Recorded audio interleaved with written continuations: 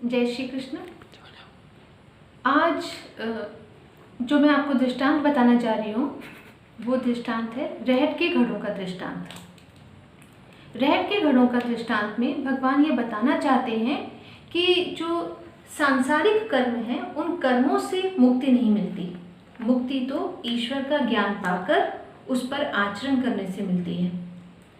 रहट के घड़ों के दृष्टांत के अनुसार जैसे रहट का एक चक्का होता है, उसमें छोटी छोटी सी बाल्टियां बंधी होती हैं। वो बाल्टियां जब नीचे कुएं में जाती हैं, पानी भरकर ऊपर लेकर आती हैं और ऊपर आकर वो खाली हो जाती हैं। इस प्रकार वो चक्र क्रम से चलता है। जिस प्रकार से रहट के घड़ों का चक्र चलता है, उस चक्के के चलने के अनुसार ही जीव के भी जो कर्म हैं उन कर्मों का क्रम से उसे भोगना पड़ता है। जीव कर्म करता है और जिस प्रकार से वो कर्म करता है उस प्रकार से उसे उसका भोगना पड़ता है।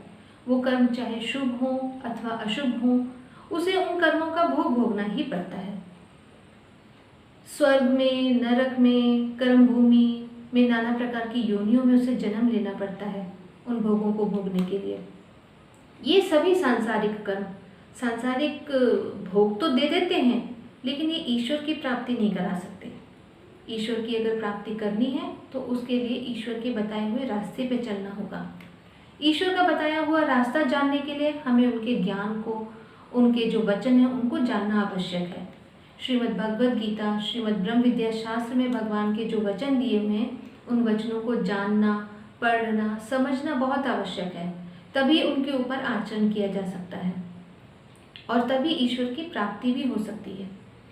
तो सबसे पहला कार्य यही है कि भगवान के जो वचन हैं भगवद गीता के, ब्रह्म विद्या शास्त्र के, उनको जानना, पढ़ना, समझना।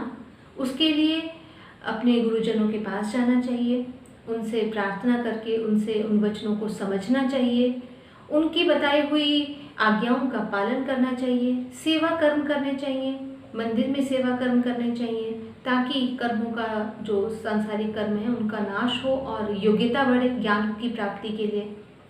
और इस प्रकार उस ज्ञान के लिए प्रयत्नशील होकर गुरुजनों के सन्निधान में उनके पास जाकर उनकी सेवा कार्य करके उनकी प्रसन्नता को प्राप्त करके उस ज्ञान को जानने की कोशिश करनी चाहिए।